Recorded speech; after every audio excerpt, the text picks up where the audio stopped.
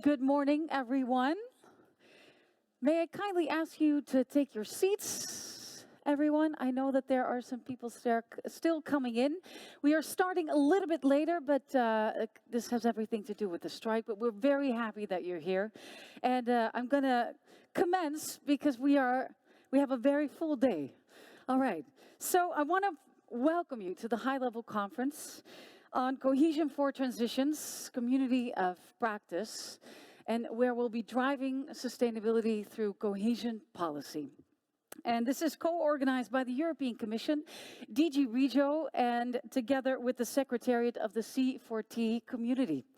And I really want to thank you for joining us, like I said, despite the strike, and also to our online audience, a very warm welcome to you too. And if you were here yesterday for the working groups and the academic sounding board, welcome back. We're very happy that we can start now. My name is Karen Oldhoven, and I am very excited to be your moderator during this day. And I want to commence actually with the reason why we are here, because the Cohesion for Transitions Community of Practice was established by the European Commission to support stakeholders in managing cohesion policy and also implementing sustainable investments. And with sustainability being very high on the Commission's agenda, this third C4T Conference is actually very important, and it's marking a crucial moment to reflect on environmental, economic, and social transitions across the EU. And whatever responsibility that you have in the C4T community, I want to say that we need you. Yeah, we do. And I want to thank you for what you're doing. And I also want to know, speaking of what you're doing, last May I attended the first working group meeting. And one thing that was mentioned more than once was, how are we raising awareness and bring communities along? And that's where you come in.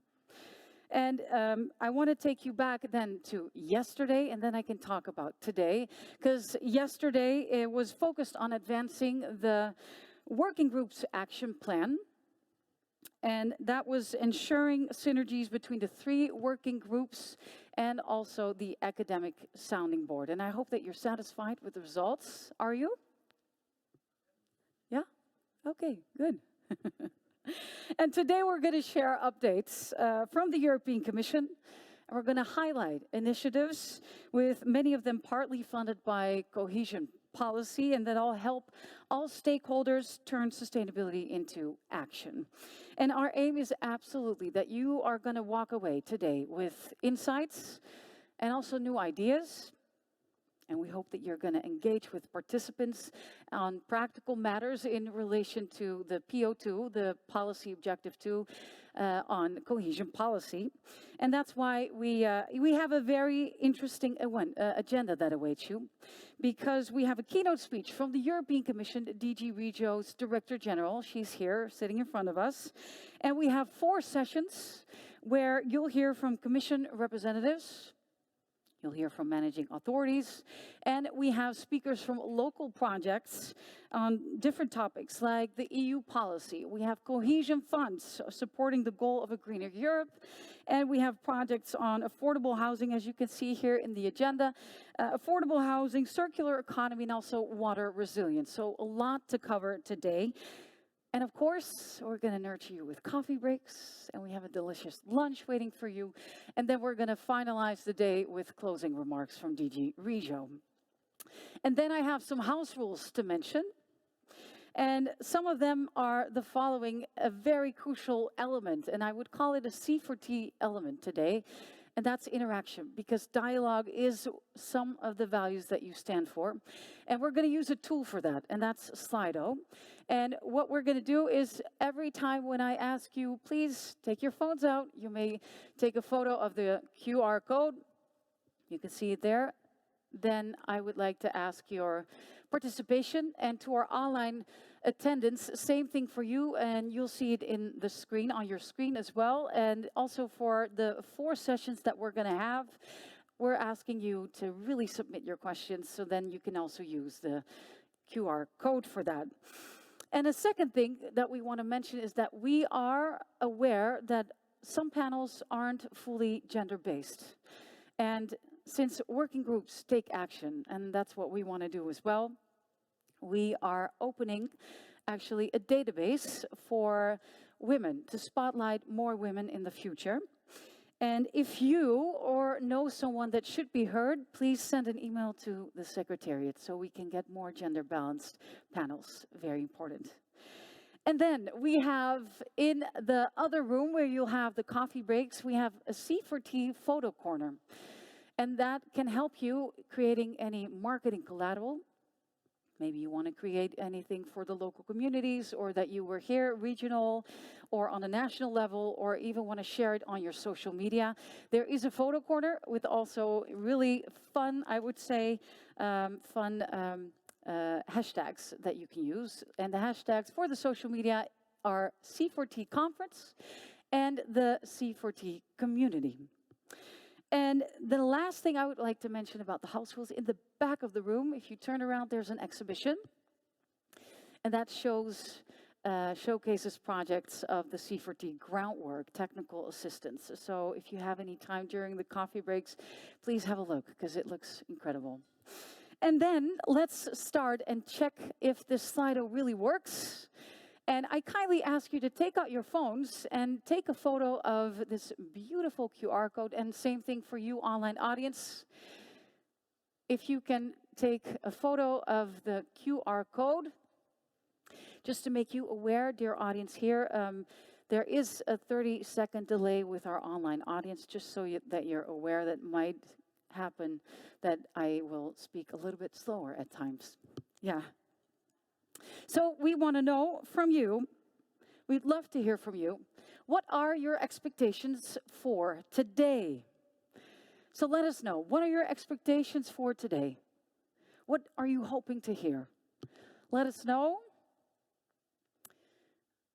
And maybe something else if you want to be, yeah, I see inspiration, learn, be surprised, I see. What else? I see period. So this is also interesting for our speakers to know, because we have a lot of speakers for you today. Examples, plans for the future, engagement, knowledge, takeaways, practical solutions, networking, EU, the know-how. And 10 participants are still typing, so okay, very good. Just to warm you up a little bit, right, for today.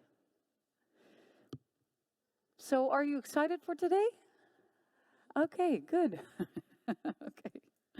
All right, then let's commence with our first marquee speaker, because I just talked to her and I'm very happy that she's here. It's a pleasure to welcome our keynote speaker, Themis Christophidou, and she's Director General at DG REGIO, and she closely monitors the work that the C4T community does.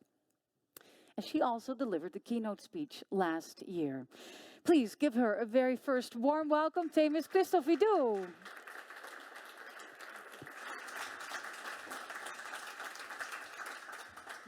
Yes, I was here last year and I'm glad to be here again. I know that the strike has created some problems, but still I'm happy that I see a lot of you. It's an honor to welcome you to the third conference of the Cohesion for Transitions community.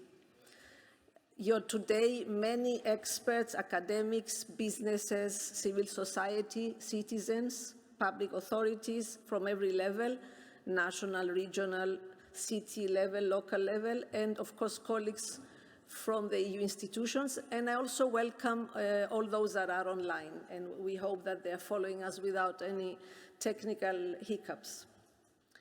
Your presence here is particularly welcome because this event does come at a crucial moment.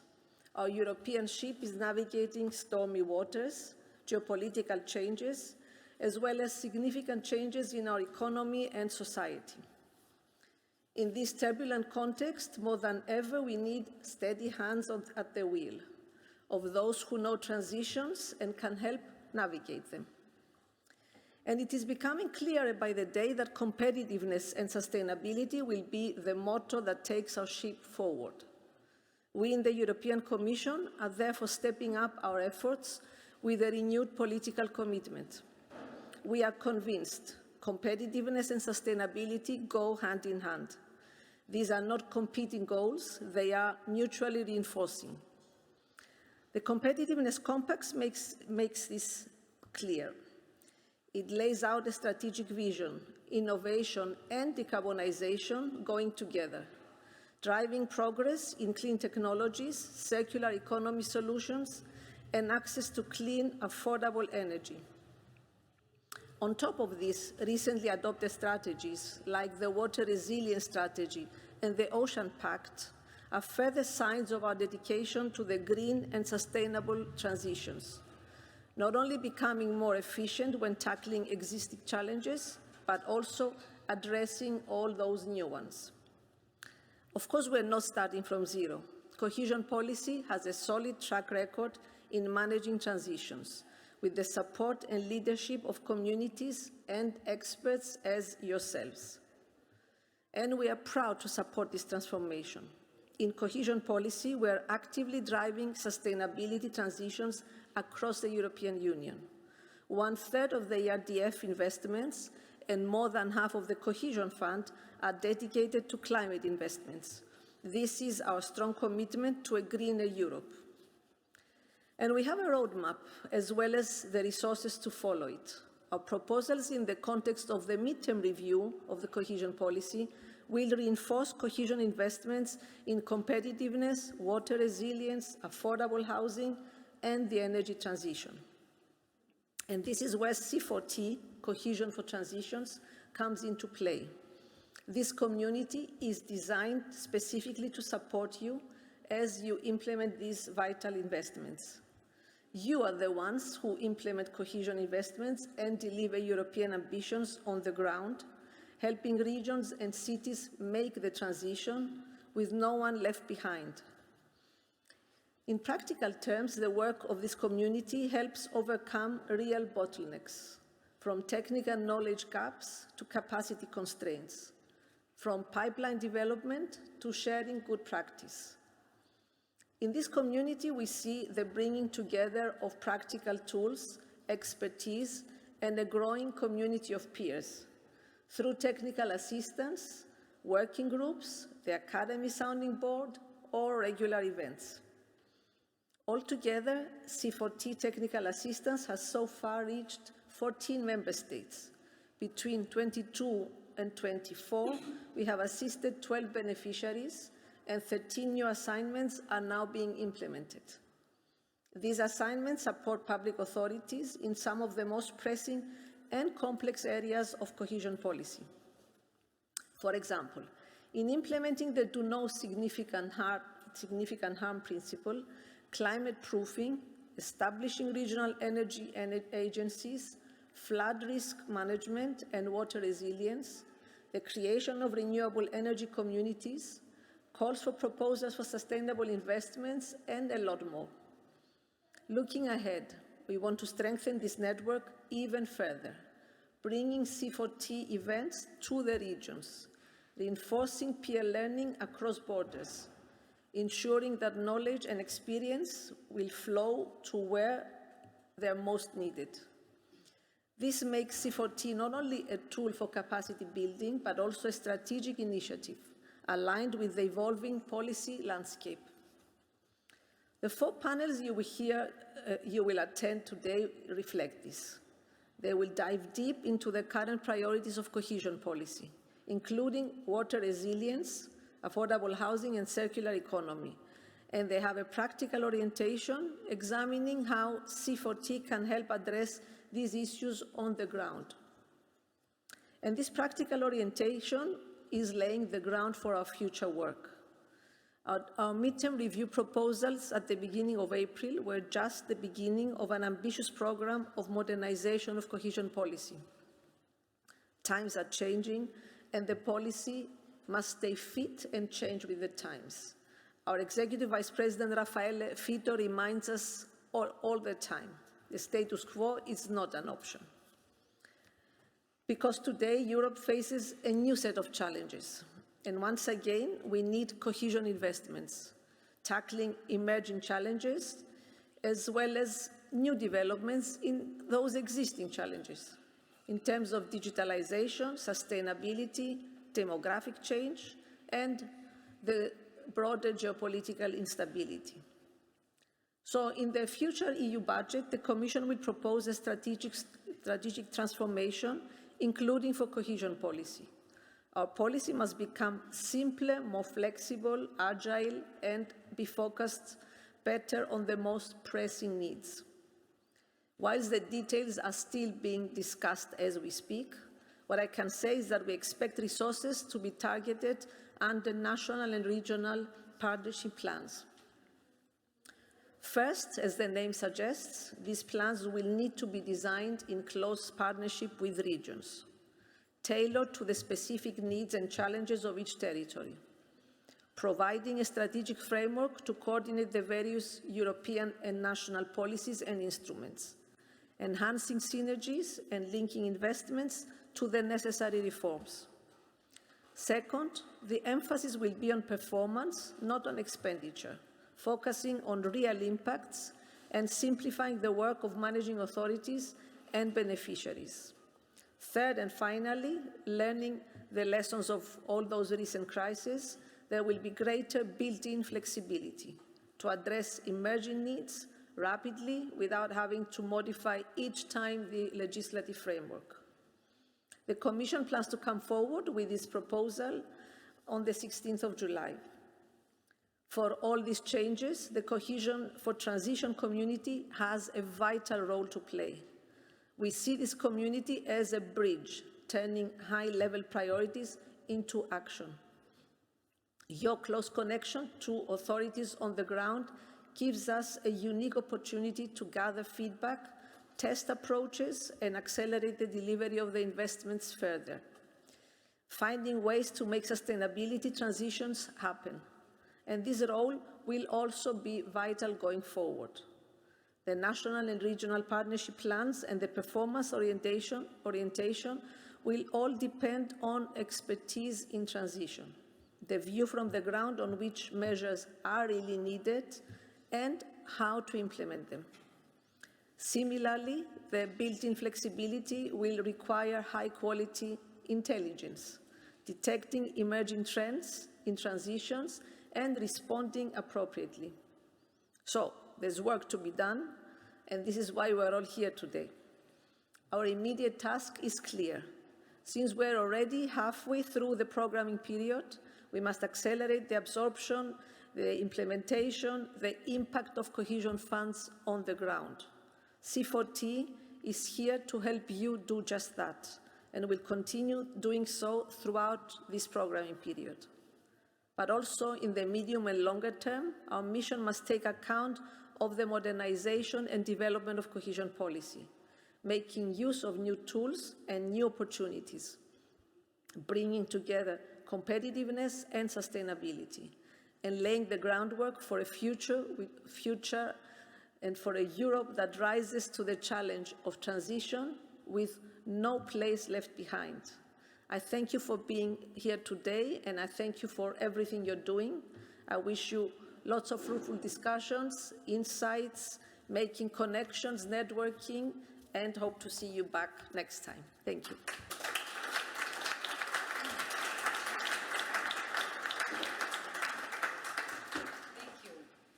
Thank you, Themis Christophidou. Yeah, and that's the opening. We officially opened our conference. So we have a lot to cover today. And also I want to go from the Director General's words on, well, flexibility is really what was heard. And a lot of transformation is happening. And that is what we need. We need that one thing, and that is you.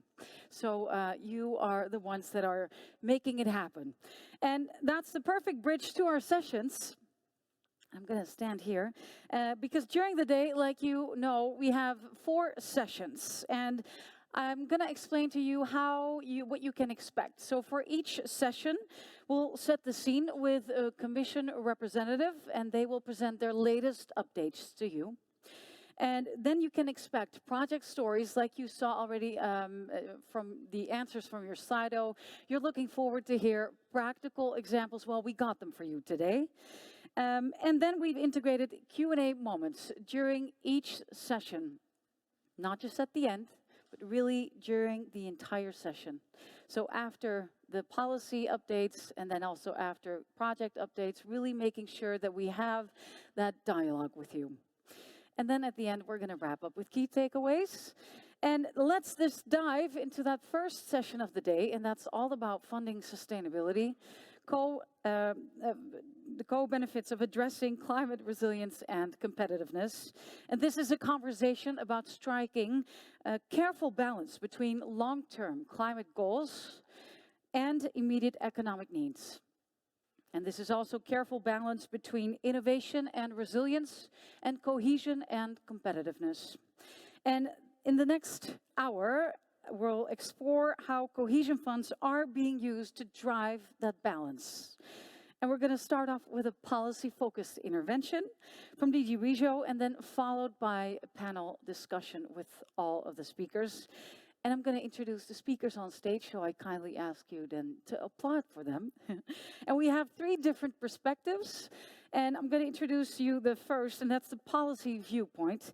And that is from the European Commission. We have Nicola de Michelis. He's Director at DG REGIO for Smart and Sustainable Growth. Welcome. And from a national lens, we have Jarosław Orliński. He's Director of the Department of Infrastructural Programs at the Ministry of Development Funds and Regional Policy of the Republic of Poland. Welcome.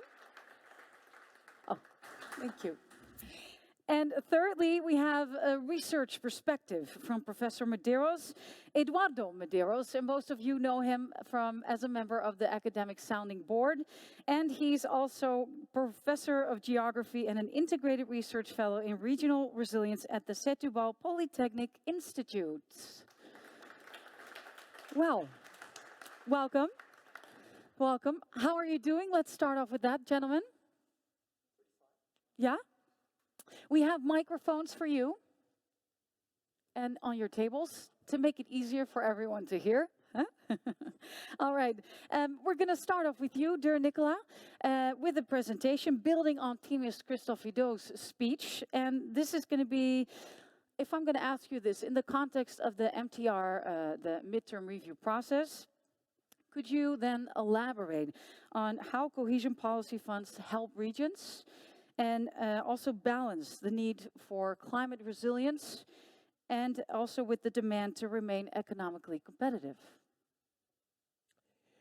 Thank you, Karen, and welcome to everybody. Good morning. Guy McPherson, who is a professor at the University of Arizona on ecology, biology, and natural resources, said, if you really think that the environment is less important than the economy, try to hold your breath while you're counting your money. I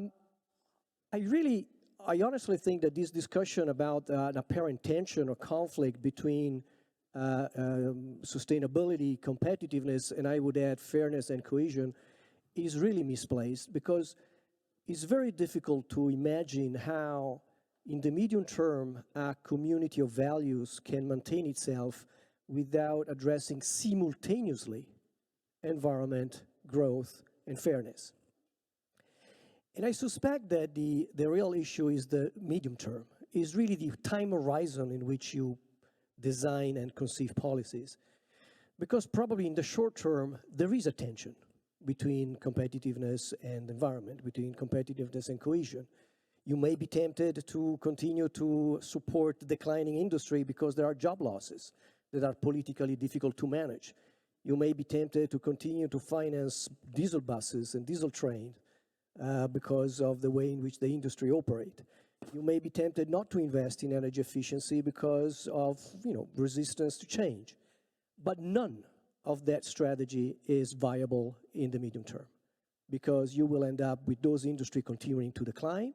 You will end up with stranded assets because those diesel buses will continue to produce CO2, and those non-investment in energy efficiency will result in a higher energy bills and possibly in energy poverty. And this is why cohesion policy comes in, is really about the medium term. It is a structural policy that looks at how to change the way in which our economy and societies operate.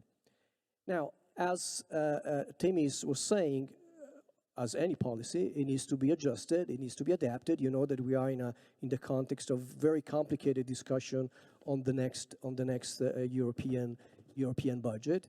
And so that policy, cohesion policy, need also to change. But while continuing, in my view, to maintain that structural perspective.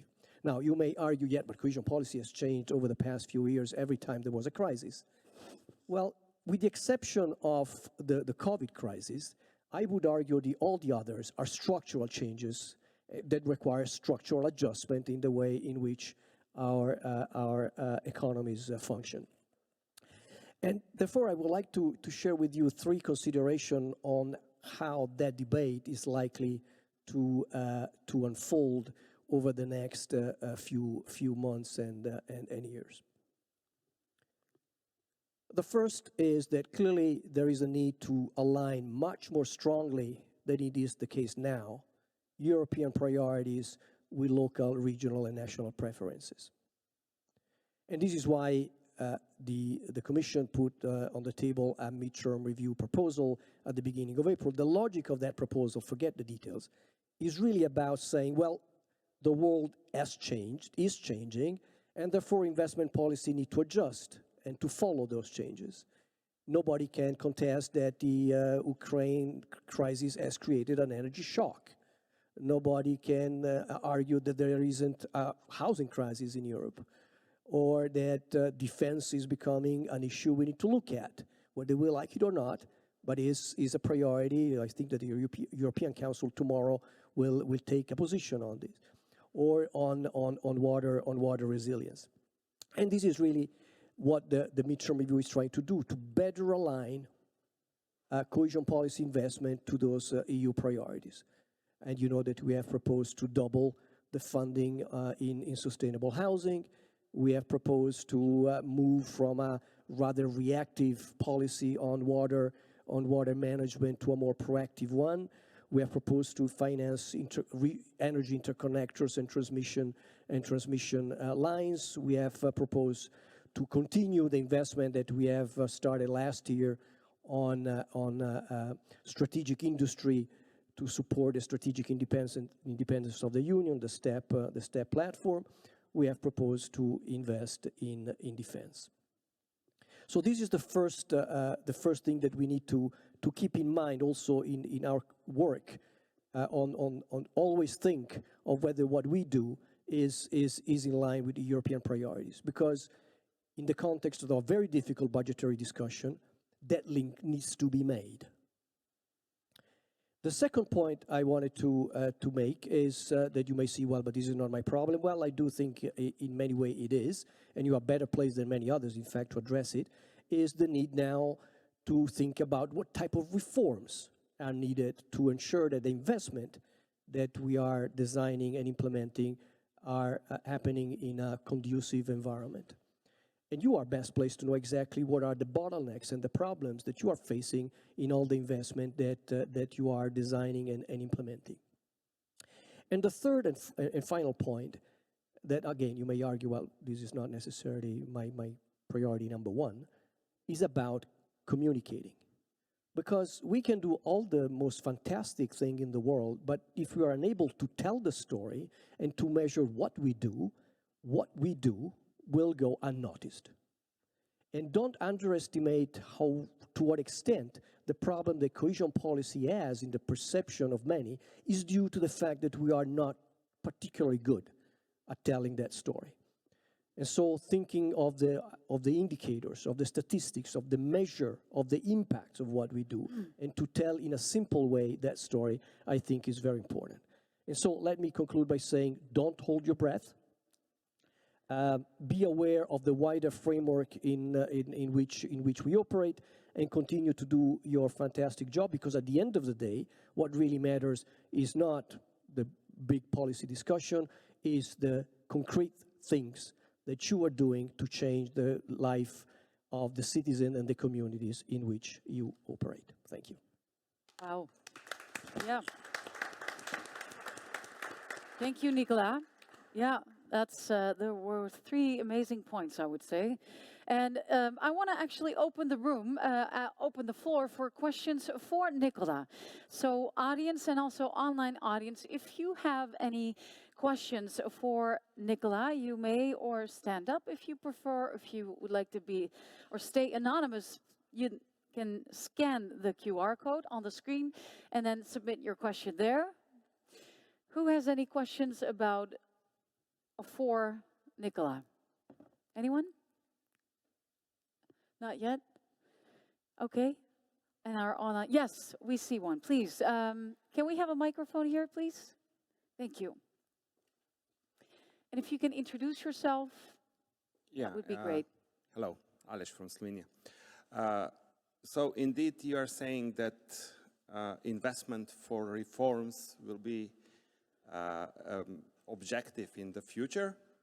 And basically, what we see is like we have to move better to the ground, so to work with, not to have a top-down approach, but really bottom-up. So it has to come from the regions, local communities, what they are planning to invest, and this is where we see significant capacity shortages, and whether this is also on the agenda. So in principle, there are 2 questions. One is investment for reforms will be for the future, if this is what you are saying, and what is with the capacity? So the capacity of people to understand this, we have to somehow connect. Well, thank you. The answer to your first question is yes, absolutely. First of all, we already started in cohesion policy with the enabling condition. That was a form of thinking of the reforms, the micro reforms sometimes, or the sectoral reform that are needed to ensure that the environment in which investment happens is conducive to the efficiency and effectiveness of those investments. The Recovery and Resilience Facility has raised that discussion to another level by considering also reforms that are not necessarily closely linked to the investment. But think of the reform of the civil justice. It's very difficult to argue that that reform is not necessary, also for many of the investment that you are working on. Because if the civil justice doesn't work, you will be confronted with appeals every other day on any public procurement, as this is the case in many member states. So there is a need also to look at that type of reforms. So yes, the proposal that the Commission will put on the table in a few weeks will certainly have a reform dimension. Now, how that will be exactly constructed is to be seen, but do not expect that reforms will be a constituent part of any investment policy that will be co-financed by the Union. And on your second question about capacity, well, that is my obsession. I have the pleasure of dealing with southern countries. And capacity is a big issue, not only there, but certainly there. And I think that I hope, in fact, that the question of reinforcing institution and support administrative capacity will be one of the centerpiece of whatever investments policy we will be designed. Because you can pour all the money you want, and by the way, we have seen this with the combination of the RRF and cohesion policy. But if you do not have administration that are capable of designing a pipeline of projects, of absorbing and managing those resources, that resources will be wasted. And so I think that there is a necessity that started already in the context of the European semester, in which many member states received a recommendation to reinforce the capacity of regional, local, and national administration to really make that a building block of any strategy that we will design in the future. Is that an answer to your question? More or less, yeah? Any other questions? Yes, just from online. I'm keeping eyes on the questions there. Okay. There's a question, how do you foresee the place of local government in the future cohesion policy? And also the role of the regions in the new MMF. Is there anything you can expand on that from your side? Well, it's slightly delicate to respond that question 2 weeks before the presentation of the reform of the budget. Also because, very honestly, I do not know exactly what will be put on the table. However, I think that at least in the political discourse, everybody recognizes that it's very difficult to conceive investment policies without the involvement of regional governments and local governments, simply because the knowledge and the understanding of the preferences at local and what is needed at local and regional level is there. And so we need to find a way, maybe it will be constructed in a slightly different way than it is the case today, in which the European level, the national level, the regional and the local will continue the dialogue and the conversation to ensure that whatever EU priorities is landing in a place is responding to the needs of that place. And this is one of the problems that we have seen and is recognized with the Recovery and Resilience Facility, where that discussion was largely absent. And this has created a degree of inefficiency in the way in which the system worked, because precisely investment were not necessarily responding to the actual needs of the different territories. So to make it short, I do not know exactly how that will be constructed, but I have no doubts that there will be a system of in which local and regional authority will continue to be involved in designing and implementing those investments. Thank you, Nicola. Thank you for your question, online audience. We're happy to have you. Let me take it to our stage again. Jarosław, you just heard Nicola's update and also the questions that he answered. What are your thoughts from on this on a Polish perspective? Thank you very much, and thank you very much for invitation me during the presidency, our presidency in the council. Well, but before I answer your question, I also would like to share my opinion about the questions, which was also asked Nicola. So I also with you, Nicola. The technical assistance is the heart of the implementation of each of, let's say, the policy. I not mention about, let's say, only the cohesion policy, but each kind of policy. Without the support of the technical assistance of the institution, it is impossible to spend the money properly on time, of course. And second, let's say, remark concerning the cities and local authorities. So I can say that without the sound stability, it's not a subsidiarity. So this is the heart of the, let's say, the cohesion policy. That we also have to involve at each of the level, the regions and local partners as well. Okay, and now I would like to answer your question concerning that, let's say, our role and our vision concerning especially that, let's say, last flood in our Central Europe country, because also I will actually mention and show you the story concerning how you can use I hope the properly used to spend cohesion policy for the, let's say, preparedness of and also for the fighting with the damage which was caused by the flood last year in my country.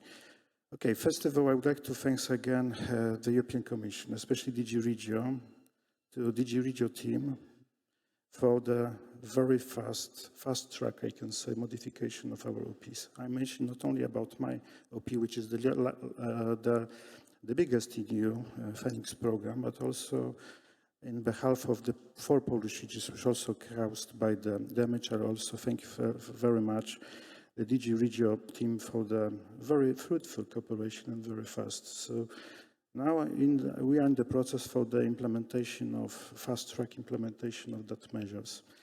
But before we done it, so first of all we didn't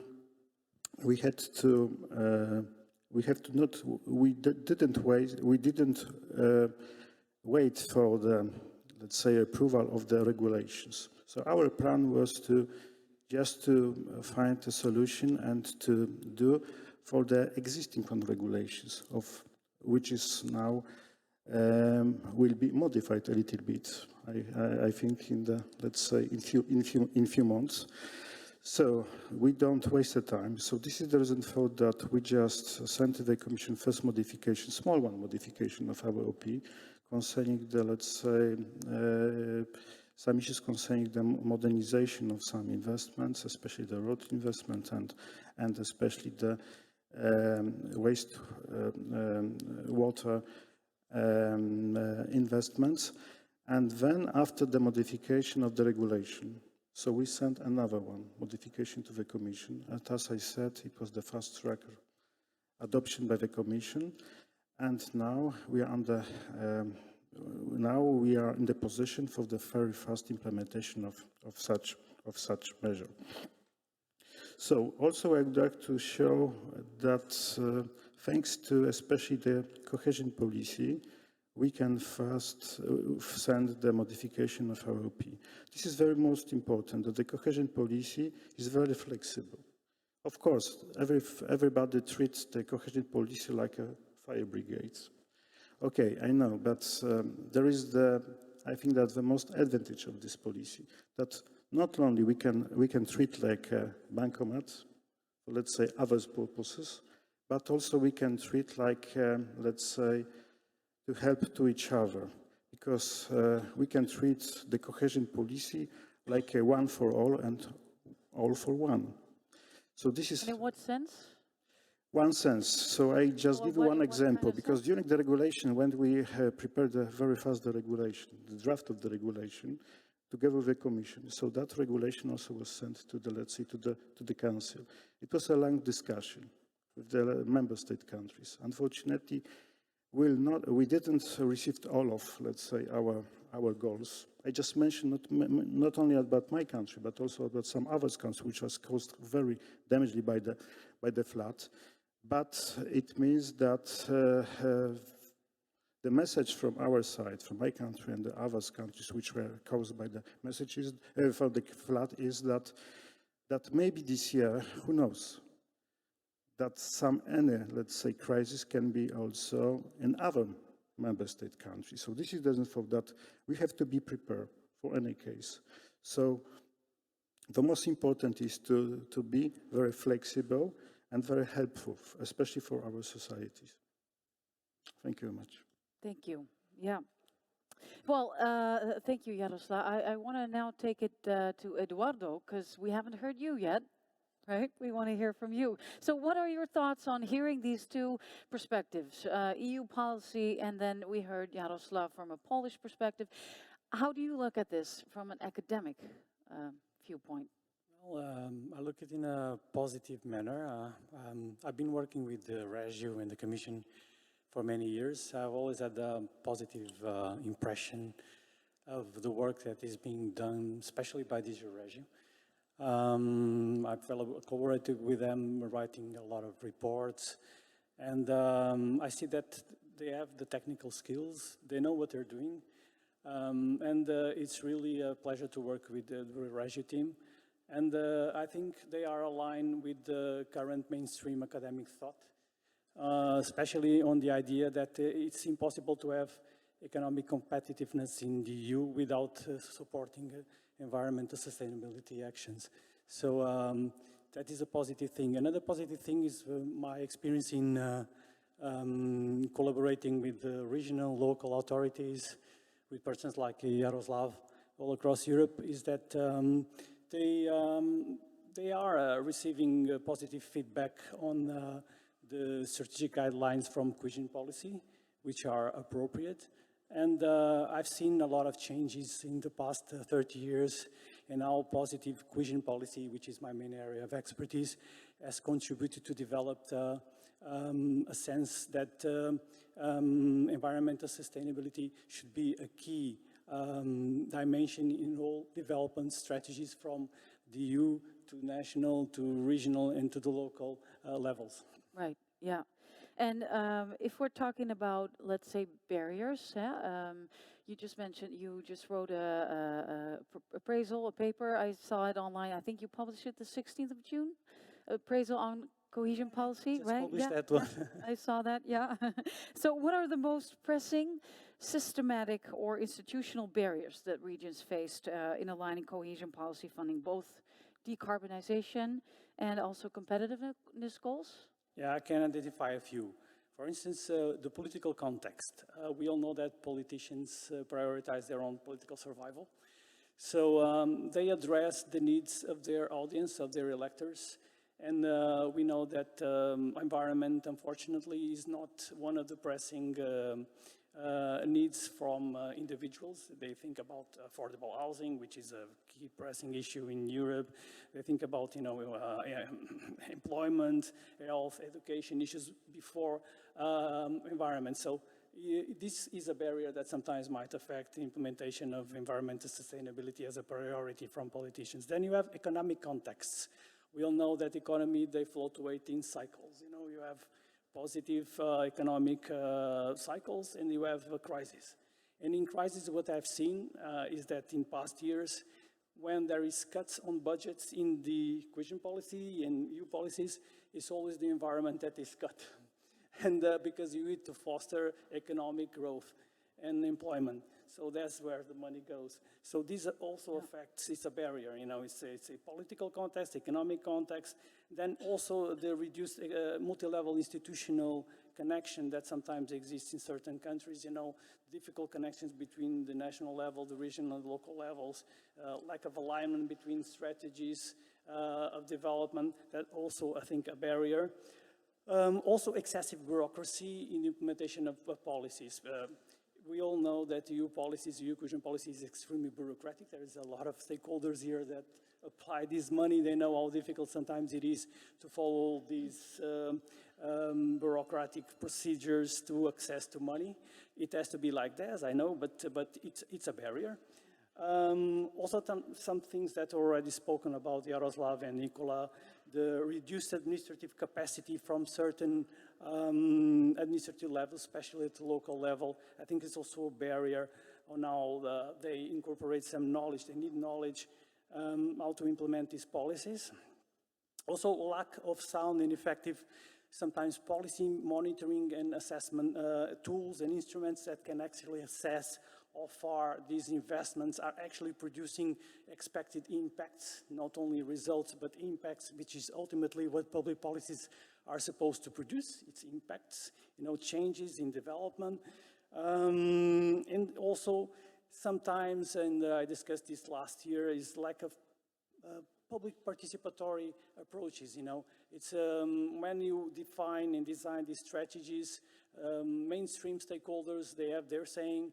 Sometimes it's difficult, it's challenging to involve local citizens and also have their saying in the design of the strategies that are supposed to develop the regions. So that would come back to what Nicola said. Communication is very important. Yes, it is. Right, yeah. Those were your points? Yeah. I thought, Jarosław, I thought you wanted to say something, or was that... I maybe mentioned, you mentioned about the barriers, I think that well. So I don't want to say that the main barrier is, let's say vision of the European Commission, because in fact, I just mentioned about the regulation. At the end of the day, also the member state countries also participate. So as I mentioned, for the helping people in disaster, the most important is to faster action. And frankly speaking, it was the faster action of the European Commission. And it was proposed together with some member countries, even from our country, some draft of regulation, some ideas, which is the most important. But under the legislation process, unfortunately, the legislation process is very long, as you know. And the most important to find is the compromise between the Commission and member states, and inside the member states as well, unfortunately. I give you one example. For instance, the match funding. So our vision and member state, some member states, countries which caused by the damage was to give 100% of the co-financing rate. I know that it's a lot, but as I mentioned, we are living in the crisis. First of the COVID crisis was mentioned by you. So still, Europe is in crisis. So this is the reason for that we still we have to help our citizens. So this is the reason that if citizens would like to believe in European Union, so European Union also have to support them, because people just expected that European Union help them. But without the member state countries and their, let's say, support as well, it will be very difficult. So I mentioned about the co-financing rate. Now, after the long discussion, is 95%. But discussion, it was too long. It was too long because we waste few months, unfortunately. So that was the reason for that we didn't waited for changing the regulation. We just sent, let's say, the first modification, small one, for the existing one regulation. And also we prepared to go with our members of the monitoring committee. One of the members here on that side. So together we just approved, conditionally, of course, conditionally the selection criteria, and also choose the projects. So select the projects. So this is very important. So don't waste the time. And it's my advice, not even for the Commission, but also to the member state and the local authorities. Don't waste your time, and you have to be prepared for any case very rapidly. Thank you very much. Thank you. Nicola, is there anything you would like to add from your perspective after hearing our panelists?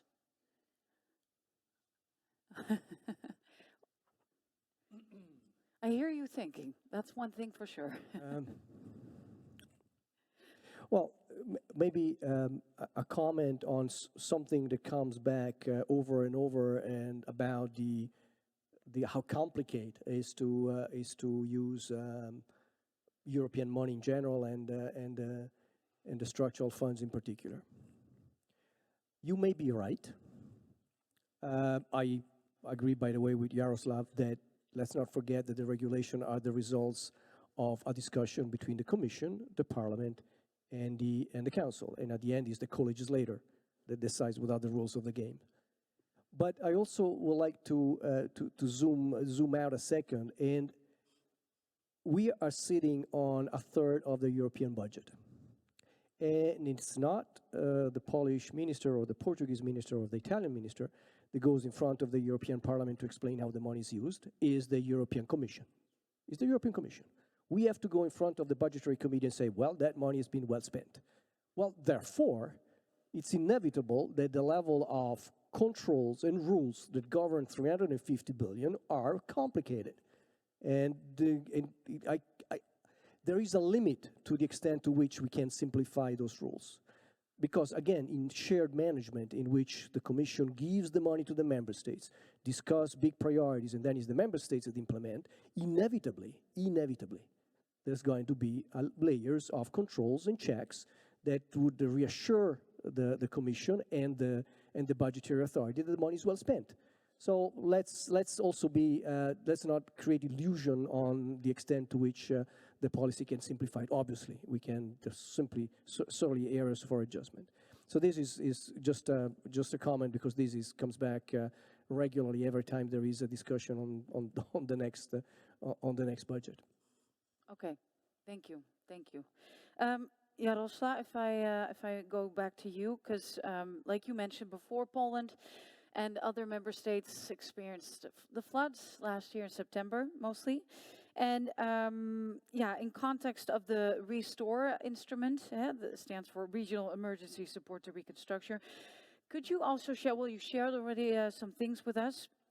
Can you share how effective has the RESTORE instrument been in responding to the needs of the Polish regions that were affected by the floods? Okay, frankly speaking, it is very difficult to say for 100%, because we just started. Yes, we have started. Okay. Yet, frankly speaking, I'm not mentioning about my country, but I think that is the same situation with the other countries, and I think that my country was the first one.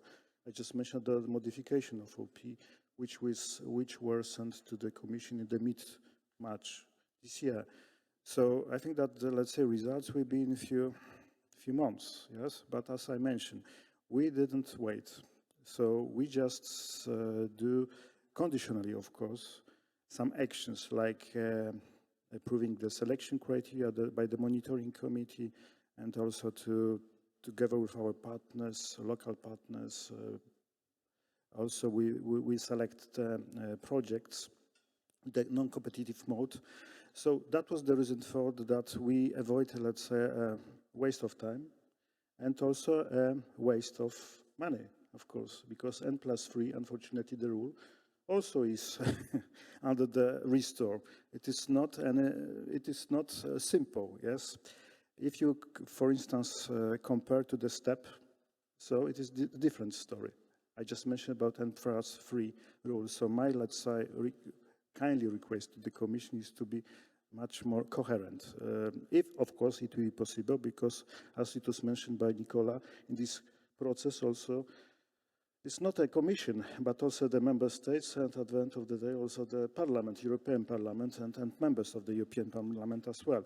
So that is the reason for that I think that in some, let's say, proposals, it seems to be, if I compare, let's say, some proposal from omnibus regulation or existing one for restore, is some incoherence. If I just mention about, let's say, if I compare this same, let's say, area for the implementation. You mentioned about the resilience. Of course, I would like to also mention you that, well, we spent a lot from the cohesion policy since 2007 for preparedness for any case, for the damages, for instance, for the flood, because we haven't got a good, let's say, experience since 1997, when it was the very heavy damage flood in Poland, damaged a lot of soft part of Polish area, especially the Wrocław, one of the biggest cities in Poland. So that was the reason that we have some, let's say, experience on that, and we know exactly that in few years it could be the same. So that was the reason for that. From the beginning, when we joined the European Union, we spent a lot for the preparedness, for any, let's say, case, for the preparedness for the flood.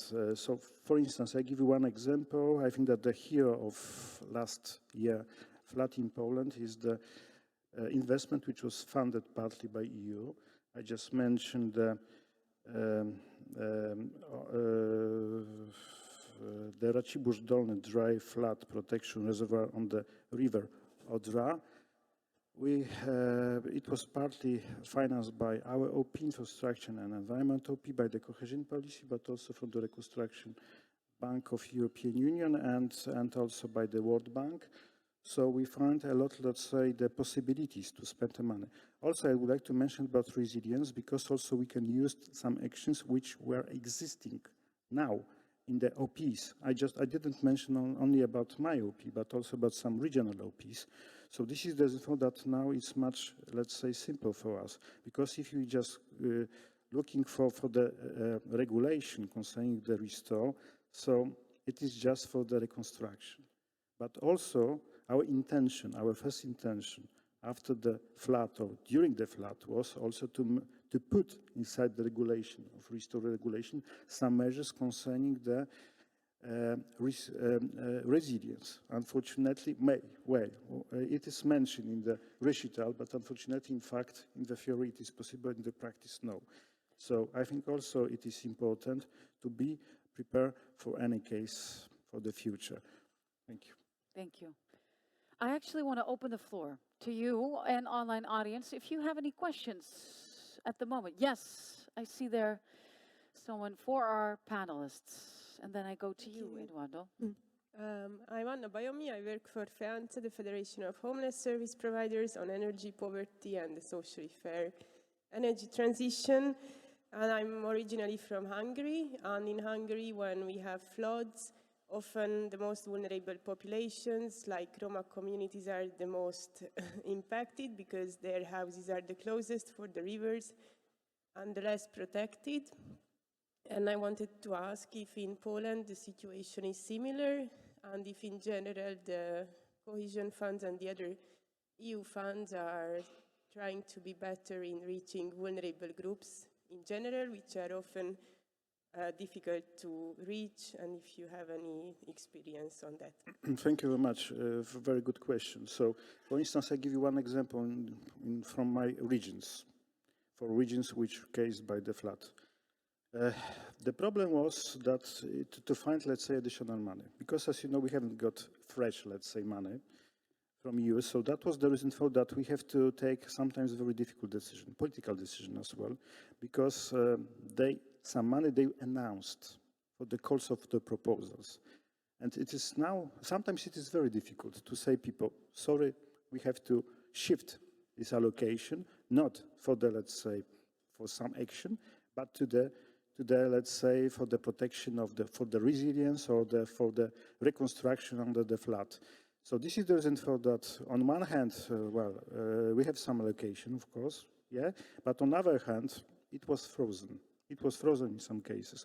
So sometimes the regions have to take a very difficult and sometimes political decision to decide that the most important is support the citizens caused by the flood. But it was done.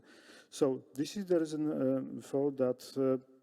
We just use a lot of opportunities. For instance, from my program, we use the Cohesion Fund and also the ERDF, the regional OP's European Regional Development Funds. And I give you just one example, because also it was a discussion.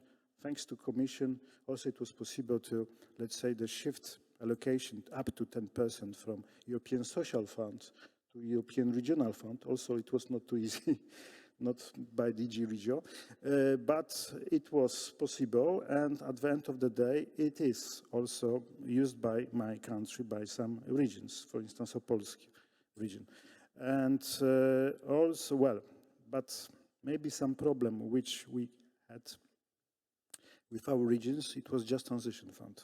Also, you know, Poland is one of the biggest beneficiary, but we have very narrow, let's say, possibility to use all of instruments which were inside the, let's say, the existing operational programs, like a just transition fund.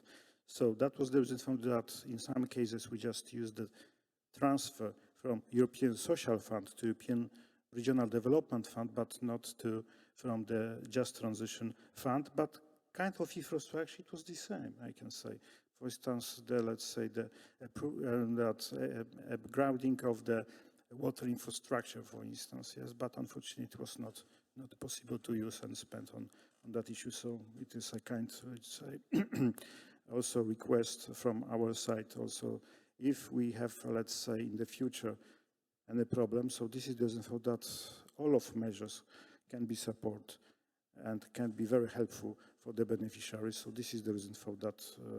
We don't want to think only about, let's say, the policies, but also the most important is to help and support the people who have a serious problem in some damages. Thank you very much. Yeah, thank you for your question. Any online questions? Yes, I see. Yes, indeed. Quite a bit different, but as you can see behind you, we mentioned the topic of communication a few times. So what would your suggestions be to make the impact of cohesion policy more visible to citizens actually on the ground? Who wants to answer? Let me start the beginning of an answer. One thing that is clear in the budget that the Commission will put on the table soon is that we are moving toward a performance-based system. So from a real cost to a performance. That means that we have a couple of years. We are in mid-25. The new programming will start in 28. Let's be optimistic. In 28, so we have a couple of years to start reflecting what type of statistics and indicators we need to be able to measure the performance of public investment. And this is critical for the communication part, because if you do not have measurement, we have no story to tell. And this, as the RF has demonstrated, is a tremendously complicated exercise. Define how you're going to measure the investment that you're doing in innovation. There are certain things that are easier, but for many part of the policy, this is not as as obvious as it is. So what my invitation is, let's start thinking of how to prepare the grounds for the conversation that you will have, the managing authority will have, local and regional and national authorities will have with the Commission about what type of investment, what type of indicators, what type of impact, what type of results. And that work needs to start now because we are not equipped yet. And this will also, again, help very much to determine the way in which we we communicate what the policy does. So my invitation is really to start working on it now. I actually want to give the floor to Eduardo because you, Nicola, thank you, Nicola. You just mentioned measures, data. I hear then you from a research perspective. What would your idea be on this? With your microphone, please. And yes. Taking up the third question, measuring cohesion policy. Okay, another question, yeah, sure. And it is related to this idea of the need for indicators and the need not only for indicators, but appropriate measuring tools of impacts. Okay. And here yeah. there is a tool that is being used by the Commission, not properly in my opinion, which is called territorial impact assessment. And the idea of territorial impact assessment is that you don't assess only one dimension like the economy, that is economic impact, or the environment, which is environment impact assessment, but you assess all the dimensions and related components of, for instance, cohesion policy. And I have a lot of studies published on assessing the main territorial impacts of cohesion policy in certain member states. You want to ask me something? No, I'm just saying this is the third question you're answering, yeah. So just that everyone's aware of the third question, right? But yeah. I've created these tools of assessing impact assessment. I know how complex it is. It's complicated. But one thing that I've learned over time is that you cannot do this in a shallow manner, in a quick manner. You can't just press a button and all of a sudden you have territorial impacts in a map. And this is what the Commission has been doing the past years with these quick tiers that has been a completely useless waste of money, public funding, because they don't produce the results that are necessary. You need to understand that to assess impacts, you need to do it properly, and it takes time, and it takes proper data to do it. So if you really want to assess the impacts of policies, of programs, of projects, you need to invest in proper tools, in sound tools that use methodology that it's impossible to do it in a fast way. You need to understand this. You have to do it as fast as possible, of course, but you need to do it in a sound way. And this, like Nicola is saying, you need indicators, you need appropriate indicators that you can measure all these impacts of cohesion policy, because cohesion policy is a policy that touches all the dimensions of development. Not only finances economic competitiveness, it finances social cohesion, it finances environmental sustainability, it finances governance, it finances transports. So you need to assess this kind of, to measure how cohesion policy is being implemented. You need to have not only an holistic territorial impact assessment tool, but also a sound tool that actually can be used not in a quick way, but in the longer term, and it takes time to do it. Jarosław, I saw you wanted to respond. Yes, please. maybe for the questions. First of all, concerning the communication, proper communication, and after it was some question concerning the climate change, let's say. Sorry, which one? Climate change measures and variable groups. Yes. Mm-hmm. Yeah. Okay, so maybe I try to connect for one answer. First of all, about the communication, proper communication. I think that we have to back to the, let's say, roots of the European, let's say, cohesion policy. I just mentioned when we joined the European Union in 2004, we created one integrated program, integrated regional OP, together with our regions. So the managing authority was at the central level as a coordinator of some actions, but together with our regions. And I think that it was a quite successful story, because together with our regions we create a lot, because they have a very good contact at the local level, and we have coordinate with the Commission at the central level. So I think that we would like to use this, we use it, frankly speaking, this model in this programming period, next one programming period. I just mentioned about the preparation of the social climate plan, because in Poland it is, well, I think that is unusual in Europe. We just prepare a system, a mixed system for the realization of the investments at the central and regional level as well. So I think that this is the most important, to be very frank, in very close contact with regions and local authorities. By regions, we have very close contact with the local authorities. So this is, I think, also very interesting, let's say, idea, and maybe it's one of the answer at your question, and also about some concrete group which they need, let's say, support. It was, okay. Yeah. I want to take one more online question, because we're very happy with our online audience as well. So who would like to answer what priorities should cohesion policy post 24/7 set? Who wants to answer that? I see. I want to start with one thing. One thing, yes. Do not invest in security and war. So not that. Because cohesion policy is about development and cohesion, not about anything else. It shouldn't be about anything else. Nicola wants to, you want to add something to that? Sorry. Yeah. Let me slightly disagree on this. I have no particular appetite for going to war with anybody, but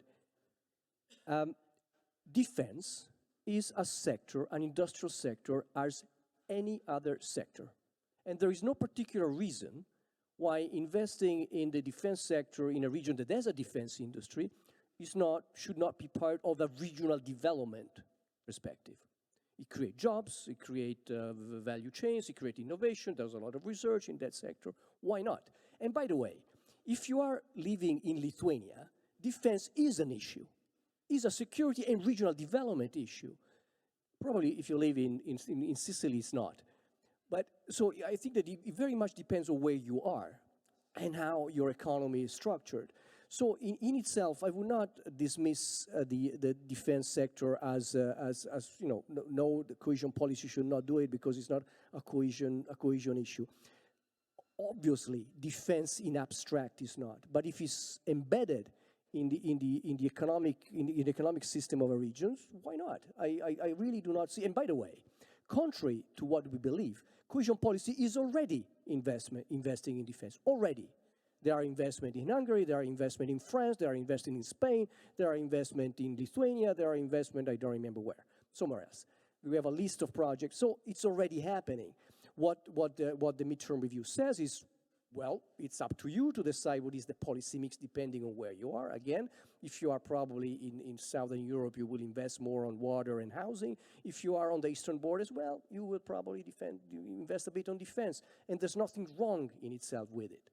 So I would sort of And then if we take diffuse a bit the discussion on defense and cohesion policy. And that being said, if we take it back, so what priorities should we then, for cohesion policy post, what should we set? Anyone?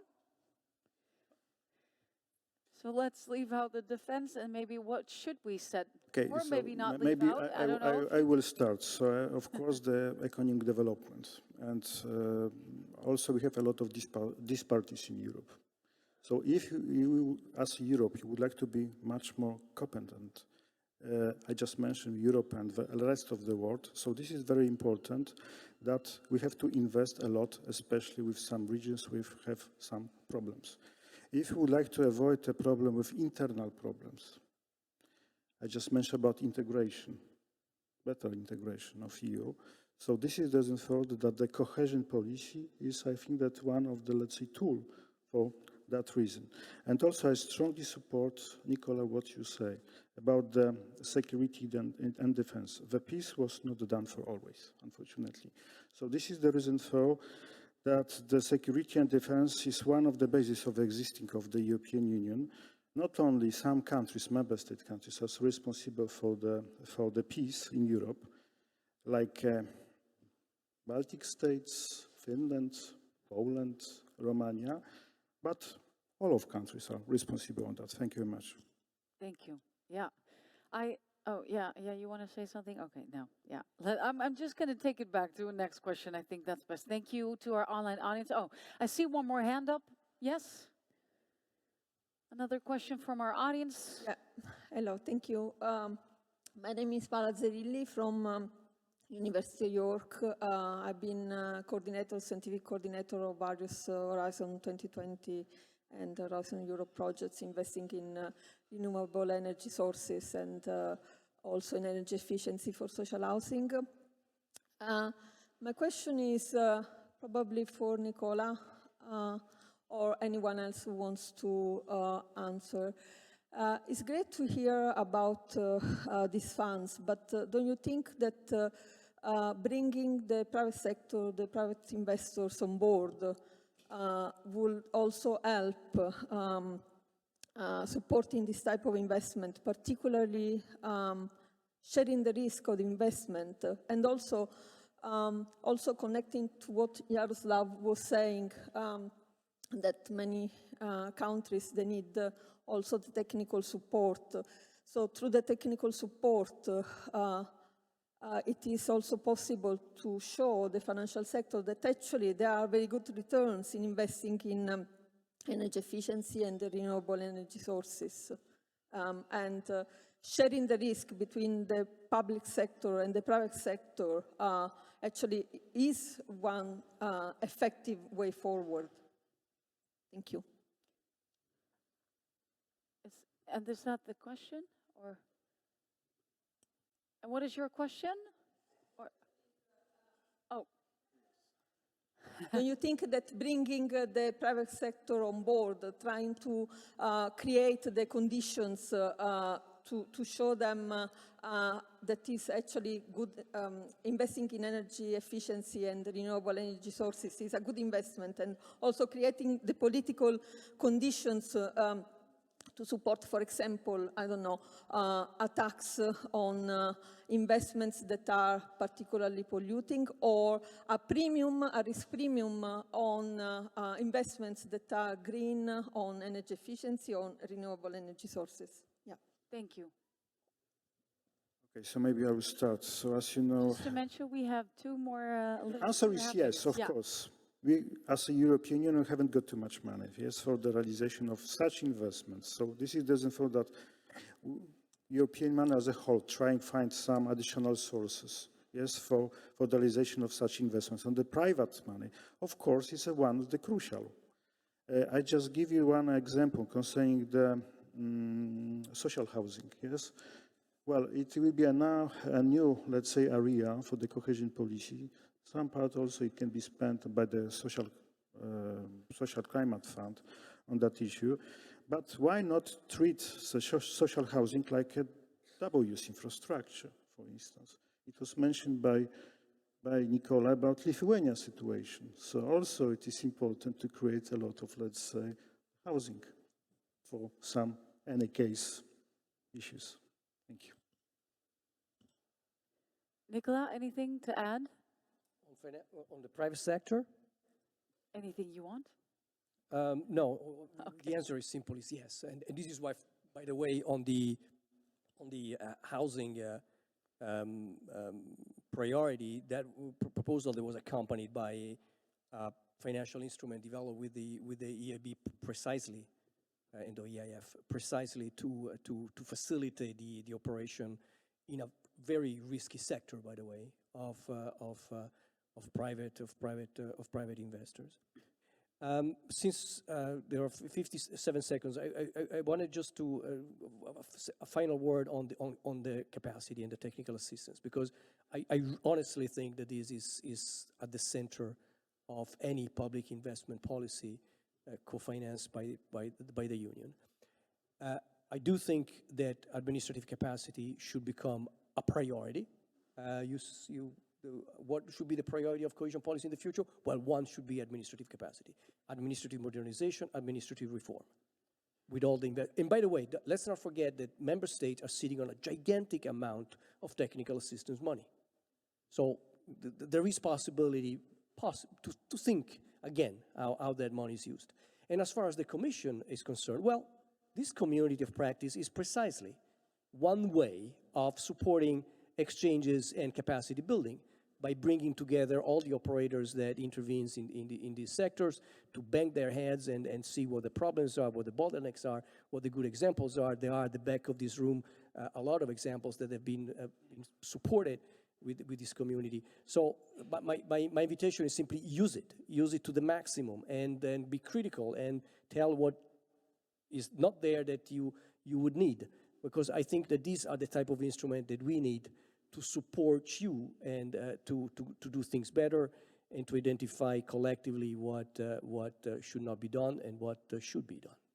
Thank you. So, Eduardo, I want to go to you because in the C4T knowledge piece you authored on the topic of shaping future cohesion policy for sustainability transitions, also on the importance of place-based funding strategies across EU regions. Could you share with our audience insights or even expand on how tailoring cohesion policy investments to local strengths can help reduce, but then the regional disparities and also enhance its impact? Yes, well, with your microphone, please. The piece was not just authored by me, it was authored by a lot of colleagues from the ABS, the academics on board, so some of them are here. So,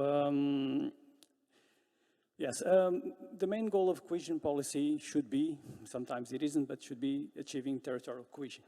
I say sometimes it isn't because sometimes there is a diversion and there is a dominance of the economists in this process that try to put cohesion policy as growth policy, and public policy, in my opinion, is not about growth, it's about development. It's about ultimately cohesion, which is a very difficult thing to do.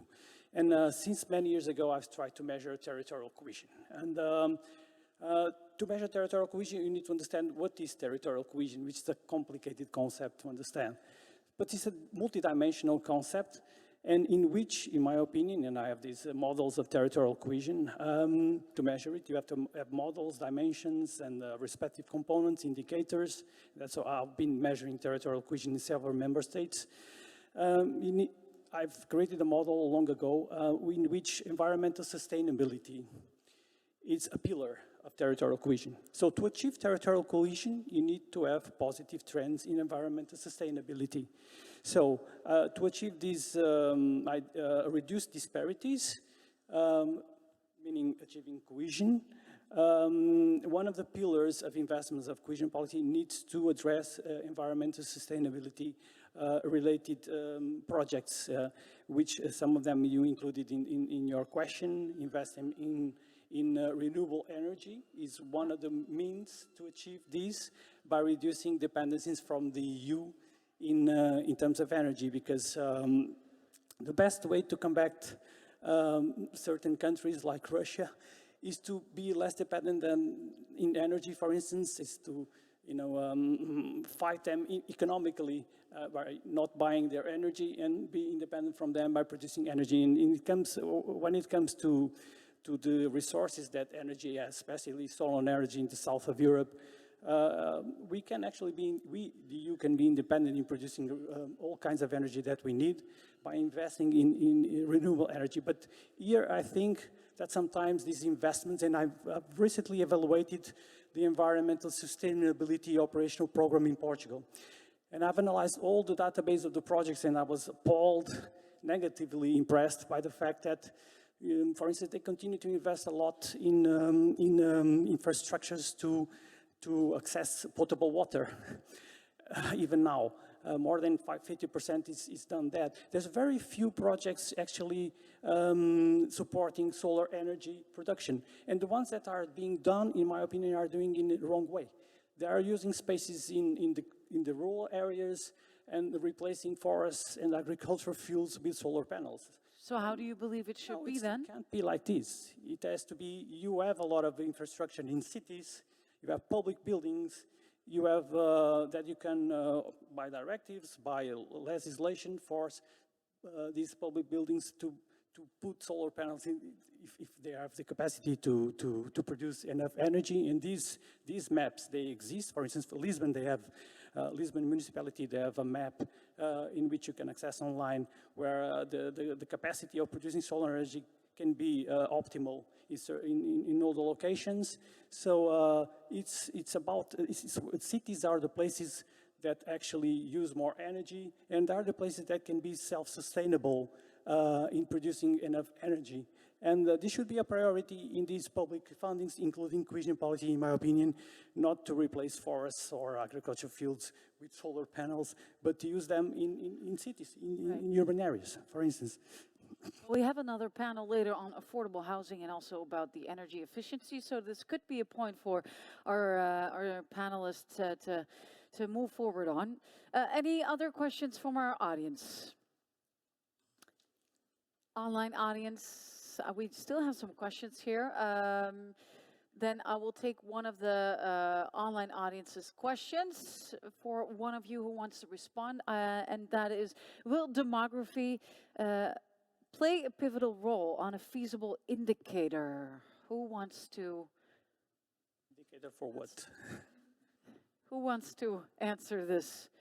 So will demography play a pivotal role as a feasible indicator? I see Nicola wants to, or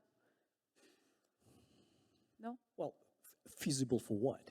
Yeah, feasible for one. Look, but this goes back to another question about beyond GDP and all that. I think that we need to make a distinction that has always created a degree of confusion, I think, between GDP that is used to distribute resources to reflect the budgetary capacity of member states and regions, and other indicators that should assess policy investment.